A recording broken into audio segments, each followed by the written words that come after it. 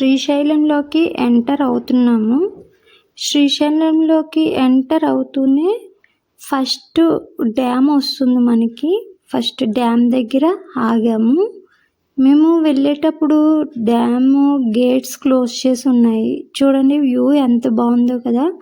అందుకే వీడియో తీసాను. కొన్ని పిక్చర్స్ కూడా తీసుకుని అక్కడ నుంచి బయలుదేరాము. మా శ్రీశైలం జర్నీలో నైట్ స్టే చేయడానికి ఈ రూమ్స్ తీసుకున్నాము.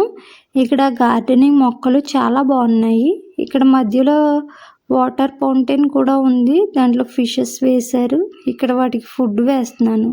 లొకేషన్ బాగుంది కదా అని కొన్ని ఫొటోస్ వీడియోస్ తీసుకున్నాము. అక్కడ నుంచి తర్వాత దర్శనానికి వెళ్ళిపోయాము.